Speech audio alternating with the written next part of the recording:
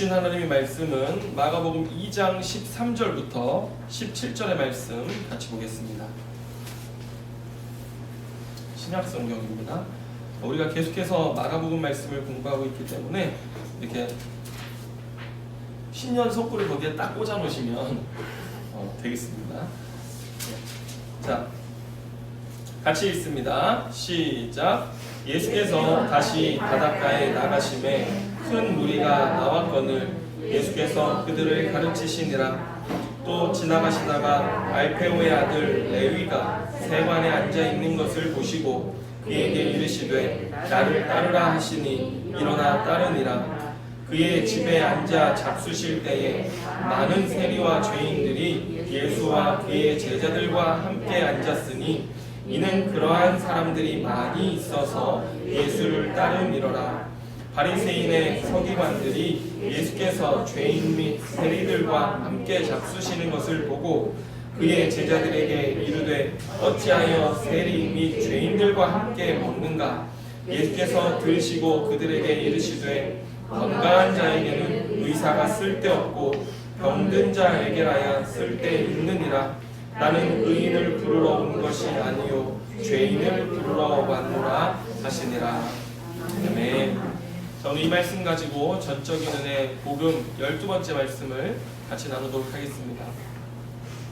자, 여러분 오늘 본문 14절 말씀을 보면요, 주님께서 이 가버나움에서의 사역 중에 또 한 사람의 제자를 부르시는 장면이 이제 나오는데, 자 보시면 또 지나가시다가 알페오의 아들 레위가 세관에 앉아 있는 것을 보시고 그에게 이르시되 나를 따르라 하시니 일어나 따르니라 이렇게 말씀하십니다. 자, 여러분 이 세리 레위라고 하는 사람은요, 우리가 이제 이 마가복음을 배우고 있잖아요. 마가복음 바로 앞에 보면 무슨 복음이 있어요? 마태복음이 있죠. 그런데 이 마태복음의 저자가 바로 이 레위입니다. 그래서 당시에는 이름을 두 가지를 가지고 있는 것이 보통이었습니다. 예를 들면 사울과 바울 같은 이름입니다. 그래서 히브리식 표기는 바울이고 헬라식 표기는 사울인 것이죠. 마찬가지로 레위도 이름이 마태라는 이름과 레위라는 이름 두 가지 이름을 가지고 있었는데 오늘 그 제자를 주님이 부르셨던 것입니다. 그런데 주님이 이번에는 정말 큰 실수를 하신 것이 틀림이 없습니다. 다름 아닌 세리라고 하는 일을 하는 레위를 제자로 부르셨기 때문입니다. 여러분, 우리는 대개 세상을 살면서 좀 더 위로 높은 곳으로 사회적으로 저명한 사람들과 알고 관계하며 살기를 원합니다. 또 괜찮은 사람들, 인정받는 명성과 지위를 가진 사람들의 그룹에 들어가서 살기를 원합니다. 우리 중에 누구도 멸시받고 윤리적으로 도덕적으로 문제 있는 사람들이 경멸하는 부류의 사람들의 그룹에 내가 일원으로 들어가 그런 그룹 사람들과 같은 부류로 여겨지기를 원하는 사람은 한 사람도 없을 것입니다. 그런데 오늘 예수님은요, 지금 예수님의 지위가 선지자와 랍비 같은 그런 이미지를 가지고 계신 분이거든요. 그래서 많은 사람들을 가르치고 많은 사람들에게 하나님의 말씀을 전하는 일을 감당했던 사람인데, 예수님께서 그동안 자기가 쌓아오셨던 그런 모든 이미지를 던져버리시고 세리 레위를 제자로 부르시는 결단을 감행하시면서 그들의 무리 속으로 깊숙이 들어가셨던 것입니다. 여러분, 왜 그러냐면 당시 우리가 세리라는 이 직업에 대한 이해를 해야 할 필요가 있는데, 여러분, 세리는 우리가 잘 알다시피 로마 정부의 조세 징수를 대리했던 유대인들이었습니다. 자, 그래서 로마에 빌붙어서 민족의 피를 빨아먹는 아주 상종하지 못할 집단이 세리들이었던 것이고요. 우리가 알듯이 세리라고 하는 직업에는 세리장이 있고 그 다음에 세리가 있습니다. 그런데 이 세리장은 로마의 세금 징수 사업을 로마 정부로부터 낙찰받아가지고 그 일을 이제 유대 땅에 행하는 일들을 담당하는 사람이었습니다. 그래서 그 로마 정부로부터 세금 징수 사업을 낙찰받으면 한 지역에 이제 가버나움이라는 곳이 굉장히 무역과 교통의 요지였거든요. 그렇기 때문에 그런 발전된 도시에서 통행세 또 이 지중해를 옆에 끼고 있어서 들어오고 있는 모든 무역품들에 대한 관세 이런 것들을 다 징수하는 일들을 하고 있었던 것입니다. 그래서 세리장 정도가 되면요 굉장한 부자였어요. 로마 정부로부터 이런 조세징수 사업을 따낼 정도로 부와 권력이라고 하기보다는 부를 가지고 있어야 할 만큼 굉장한 사람이었는데, 여러분 성경에 세리장 하면 기억나는 사람 누가 있습니까? 삭개오. 그러니까 여러분 삭개오가요 보통 사람이 아닌 것이죠. 예. 그런데 이제 세리장과 별개로 세리라고 하는 사람은 세리장 밑에 소속해 있는 그런 직원들인데, 또 한마디로 이런 도급업자, 하도급업자 정도로 생각하시면 됩니다. 세리장이 이 세금 징수 업무를 따오면 그것들을 하청을 주는 겁니다. 그러면 이 세리들이 그 일을 세리장의 명령에 따라서 감당하는 일들을 했는데, 그러니까 이제 실질적으로 세금을 거두는 일들을 했던 사람들은 대부분 세리들이었던 것이죠. 그런데 그들이 세금이라는 명목하에, 자 보세요, 어떤 일정한 금액으로 로마로부터 사업을 낙찰받지 않았습니까? 그러면 이 낙찰받은 일에 대한 그 세금을 로마 정부에게 줘야 되지만, 자기는 그 일을 낙찰받은 만큼 이익을 내는 일을 했어야 되는 것이죠. 그러니까 이 세리들은 세금뿐 아니라 자신들의 이익을 위해서 마구잡이로 빼앗고 착취하는 자들이었습니다. 그래서 뭐 아무것도 모르는 사람들에게 세금이 이만큼이다 라고 고지하면 그들은 통행하고 뭐 또 여러 가지 사업을 할 때 그만큼 세금을 낼 수밖에 없는 것이죠. 그러니까 백성들은 이들이 너무나 자신들을 힘들게 하고 자신들을 정말 이 고혈을 빨아먹는 그런 존재들로 여겼는데, 그래서 당시에 세리가 되잖아요. 그럼 어떤 일들이 있었냐면 그들에게는요 시민권이 수여되지가 않습니다. 그만큼 경멸하는 일이었어요. 그리고 어떤 사회적 명예직에도 올라갈 수가 없었습니다. 그리고 법정에서 심지어 그들의 증언은 효력을 인정받지 않을 정도로 그들의 말은 온갖 거짓과 술수와 사기꾼 같은 그런 사회 기피 대상들, 공적으로 낙인 찍힌 사람들, 윤리적으로 아주 그 경멸받을 그런 사람들의 직업이 바로 세리였다라고 하는 거죠. 심지어 아빠가 세리면요 자녀들까지도 그렇게 여겨질 정도로 굉장히 사회적으로 기피되는 그런 그룹들이 세리들이었습니다. 그래서 당시에 만약에 내가 바리새인인데 바리새인 집단에 소속되어져 있는데 세리가 되고 싶다, 그러면은 그날부로 바리새인이라는 집단으로부터 축출됩니다. 그러니까 그가 속한 사회 모든 공동체로부터 격리되고 제외되는 아주 그런 일들이 세리들이었는데, 그래서 당시의 사람들은 세리를 그냥 죄인 취급했습니다. 세리와 죄인은 똑같다라고 볼 정도로 그렇게 여겼었는데, 그런데 오늘 주님께서 길을 가시다가 레위가 세관에 앉아가지고 일을 하고 있는 걸 보시고선 그에게 가서 나를 쫓으라고 부르셨던 것입니다. 여러분, 그러면 예수님이 그를 제자로 삼는 순간 자신의 삶에 큰 타격, 어떤 그런 똑같은 부류로 취급받을 수밖에 없는 대상은 누가 되는 것입니까? 예수님이 되는 것입니다. 그래서 더 이상 예수님도 그와 함께하고 있으니 상종할 대상이 아니다라고 하는 것을 나타내게 됐던 것인데, 여러분 오늘 본문 16절을 보면 아니나 다를까 바리새인의 서기관들이 예수님께 이렇게 말씀합니다. 한번 16절을 볼까요? 바리새인의 서기관들이 예수께서 죄인 및 세리들과 함께 잡수시는 것을 보고 그의 제자들에게 이르되 어찌하여 세리 및 죄인들과 함께 먹는가, 이렇게 말씀합니다. 지금 바리새인과 서기관들의 항의가 빗발치는 겁니다. 오늘 본문과 병행 본문인 누가복음 5장 30절에 보면은 이런 말씀이 있어요. 똑같은 말씀인데 바리새인과 그들의 서기관들이 그 제자들을 비방하여 이르되 너희가 어찌하여 세리와 죄인과 함께 먹고 마시느냐, 이렇게 말합니다. 여러분, 이 마가복음의 말씀에 없는 한 단어가 누가복음에 나오는데 그것이 뭐냐면 비방하다라고 하는 이 단어가 추가되어져 있습니다. 여러분, 헬라어로 이 비방하다라고 하는 단어는 에구공존이라고 하는 단어인데, 이게 언제 쓰였던 단어냐면 이스라엘 백성들이 광야 40년 방랑할 때 모세를 향해서 자신들이 불평과 원망을 쏟아낼 때 그 불평, 원망이 이 애구공존이라고 하는 단어인데, 오늘 바리새인과 서기관들이 예수님과 그의 제자들을 향해서 이렇게 불평하고 원망했다라고 하는 것입니다. 그들이 이처럼 불만을 표출한 이유가 뭐냐면, 여러분, 바리새인과 서기관들이 예수님이 하시는 모든 일에 반대하고 이렇게 항의했어도, 그래도 그들 마음속에는 예수님은 서기관과 랍비와 그 다음에 선지자 같은 그런 존재로 인정을 어느 정도 하고 있었기 때문에 자신들과 같은 하나님 나라 운동을 하는 그런 부류로 여기고 있었던 것입니다.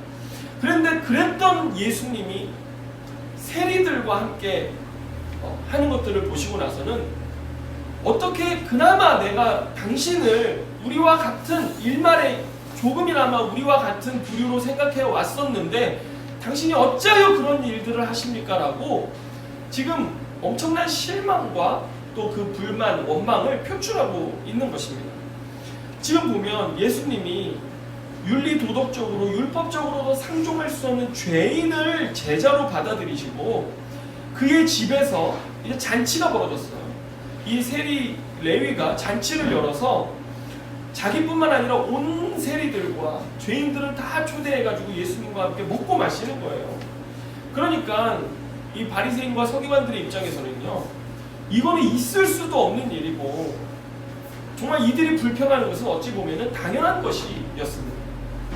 여러분, 제가 예전에 신학교 다닐 때, 신학교 막 입학했을 때 저희 둘째 고모가, 저희는 이제 고모들도 다 전도사셨고 이제 고모부들은 대부분 목회자시고, 그런 이제 목회자 집안에서 저도 자라다 보니까 저희 둘째 고모가 제가 신학교 입학할 때 저에게 신신당부하셨던 게 있었어요.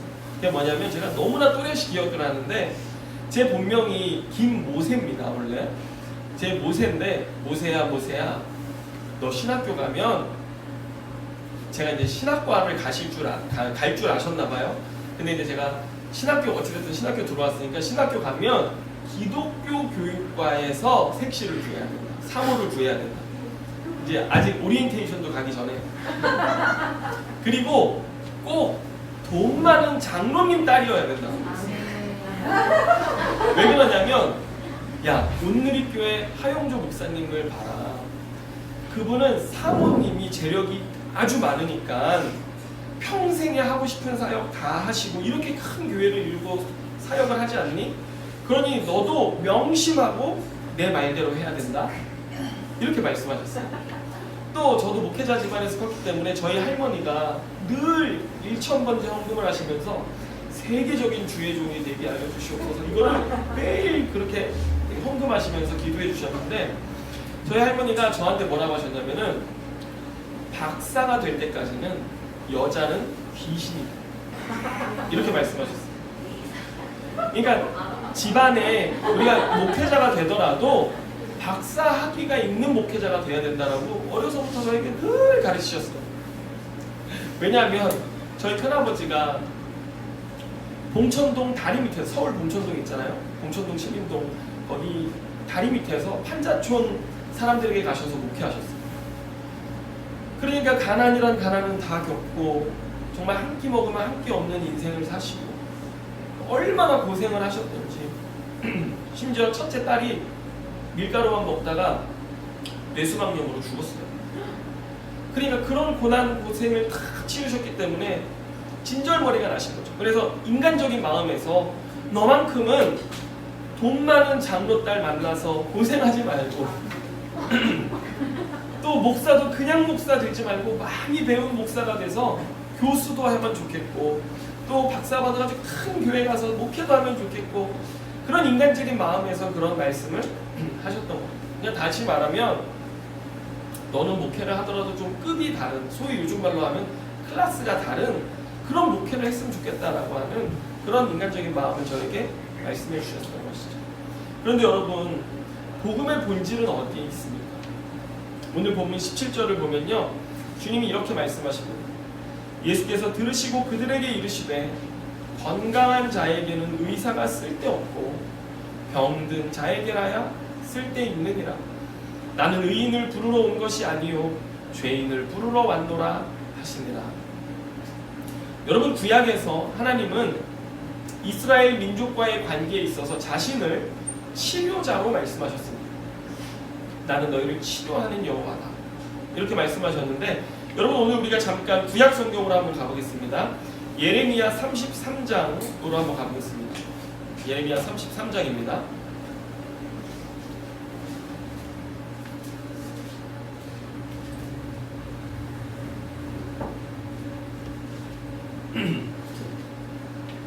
예레미야 33장 6절로 9절의 말씀을 한번 같이 보겠습니다. 예레미야 33장 6절로 9절의 말씀입니다. 다 찾으셨습니까? 제가 좀 안내해드리면 신약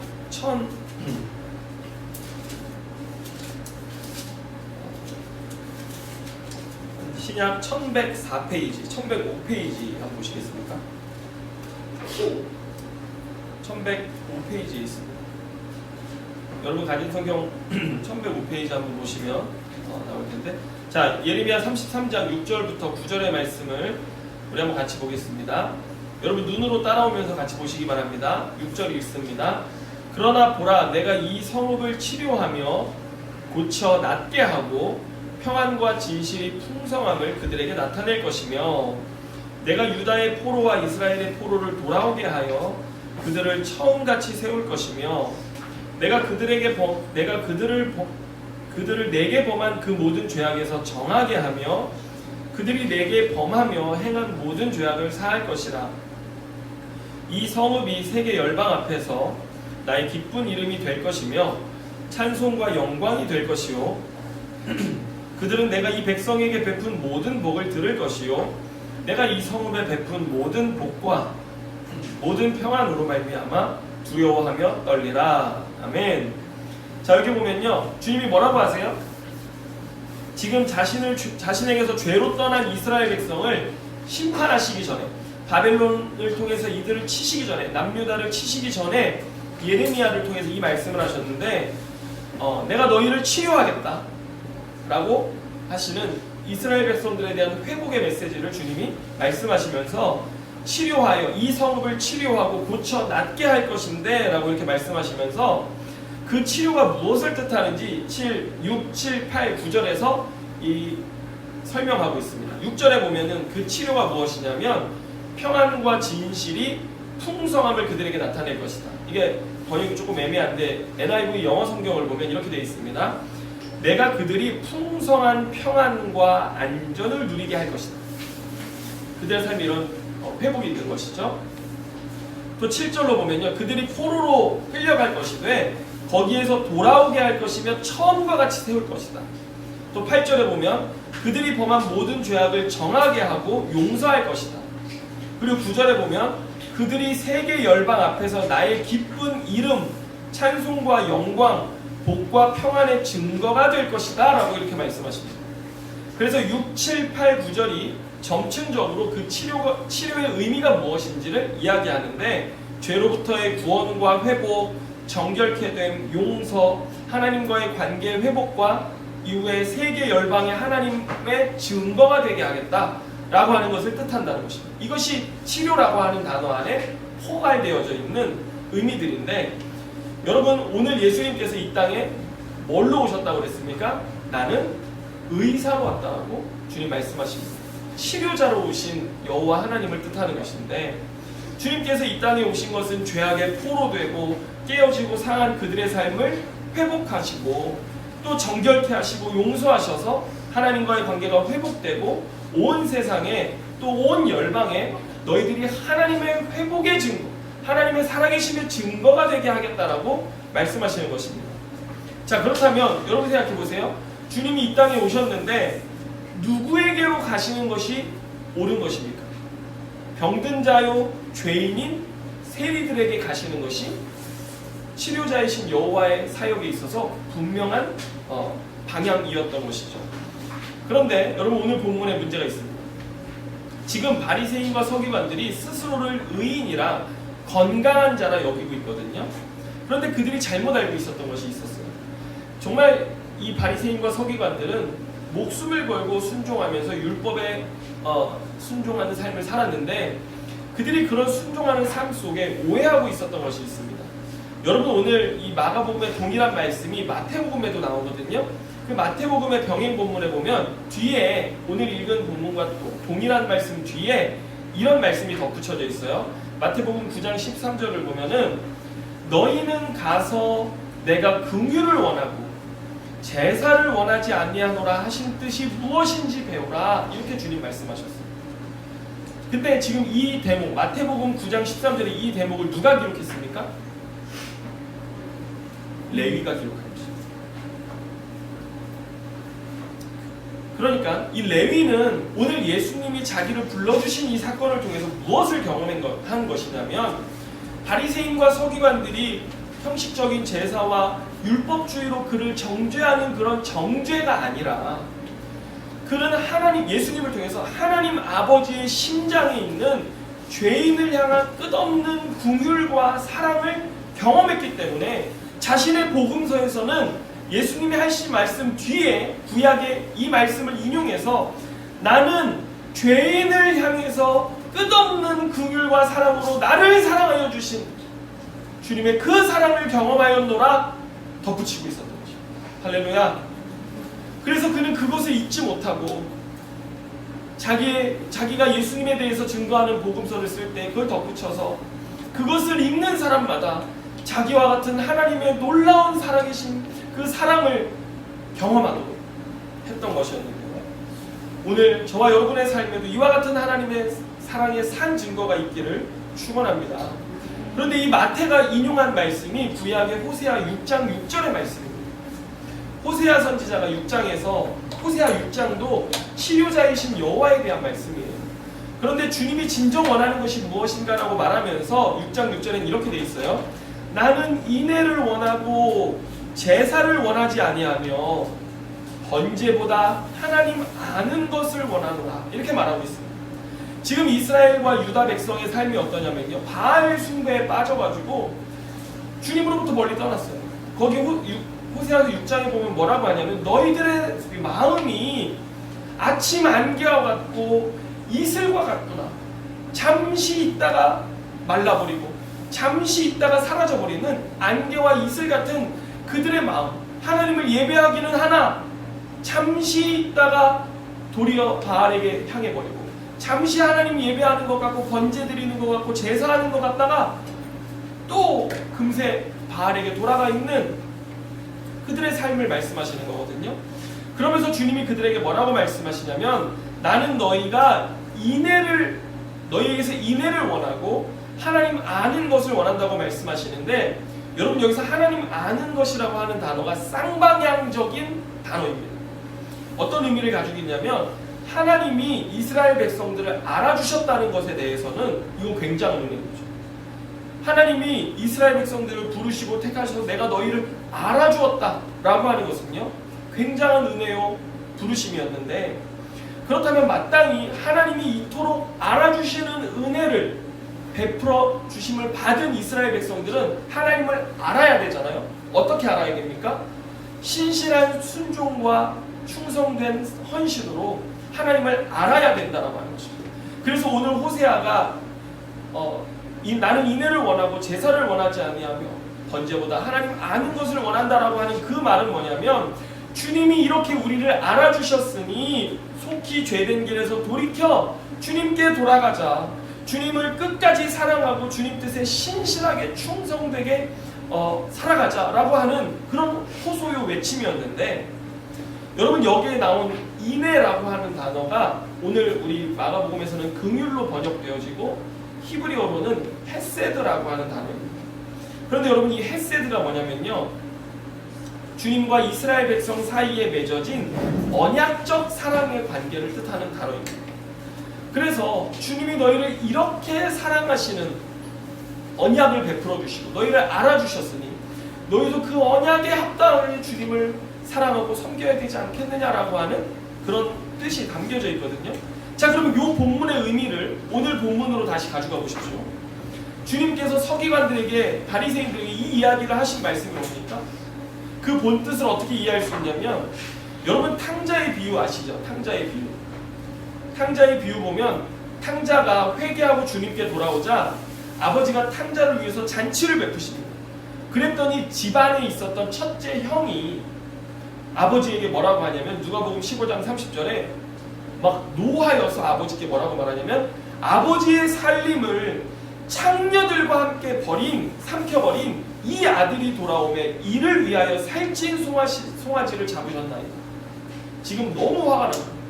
아버지의 유산을 생전에 달라고 해서 이건 아버지를 죽이는 페류나와 같은 행동이거든요. 그런 행동을 저질러서 가가지고 다 놀고 먹는데 써버린 이 아들이 돌아왔다고 그를 위해서 잔치를 여십니까? 막 이렇게 지금 화가 난 거예요. 나는 아버지 품 안에서 이렇게 성실하게 이렇게 열심히 살았는데 나를 위해서는 송아지 한 마리 주지 않으시고 이런 탕자를 위해서 송아지를 잡으시냐고 지금 그 얘기를 하는 건데 여러분 이 탕자 비유 안에는 탕자가 2명 있다는 걸 아십니까? 아버지에게서 재산을 받아 나간 탕자가 한 명의 탕자고요. 아버지 품 안에 있는 탕자가 또 하나가 있는데 그게 바로 형이었습니다. 오늘 레위를 부르신 말씀하고 이것을 접목해보면 집 나간 탕자는 누구예요? 세리 레위. 그렇지만 집안에 있는 탕자는 누굽니까? 바리새인과 서기관인 것입니다. 그래서 예수님께서는 호세아서 6장 6절을 인용하시면서 바리새인들과 서기관들에게 알려주기 원하셨던 말씀이 뭐냐면 나는 너희 둘 모두를 치료하러 온 의사인데 죄인인 레위나 스스로 의롭다 생각하는 바리새인과 서기관 너희 둘 다 모두 내가 너희를 얼마나 사랑해서 너희를 향한 구원의 은혜를 베풀었는지를 깨닫고 주님과의 그 언약적 사랑 앞으로 돌아오라는 부르심인 것입니다. 여러분 오늘 우리 중에 신앙생활 열심히 하는 사람들 있잖아요. 그러면 신앙생활 좀 잘 안 하고 예배 빠지는 사람들 보면서 쟤는 왜 이렇게 신앙생활 열심히 안 해? 막 이런 마음 있잖아요. 그런데 그들이 오해한 게 뭐냐면요. 우리가 이렇게 예배의 자리에 나와서 하나님을 예배할 수 있었던 것도 주님의 부르심이요 알아주시는 은혜요 그 사랑 때문에 우리가 주님을 예배하게 된 것 아닙니까?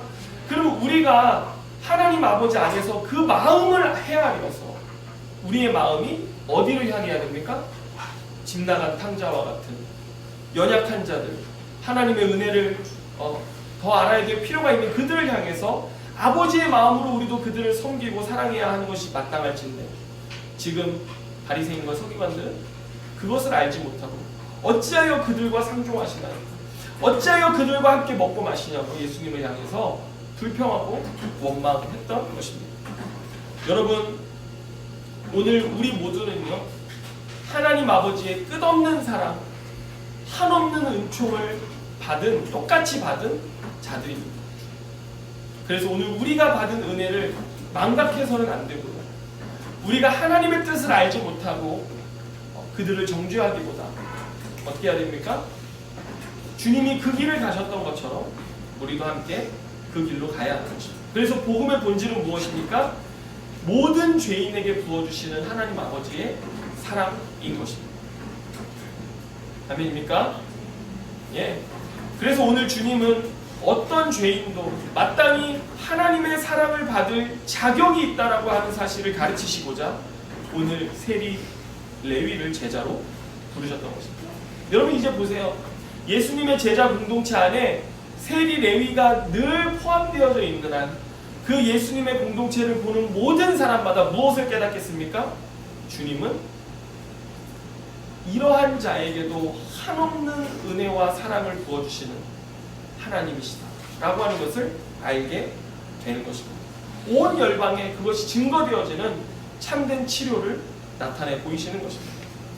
자, 여러분 말씀을 마치면서 오늘 마가복음 말씀에서 우리가 주목해야 할 2가지 단어가 있습니다. 첫째는 14절에 일어나라고 하는 단어 있고요. 두 번째는 15절에 나타난 잔치의 모티브입니다. 여러분 14절에 일어나 주님을 따랐다라고 할 때 그 일어나라고 하는 단어는 부활을 뜻하는 단어입니다. 예수님께서 무덤에서 일어나 부활하셨지 않습니까? 그 단어가 여기에 쓰인 것인데 여러분, 예수님 당시의 부활은 의인들만 참여하는 것이 부활이었습니다.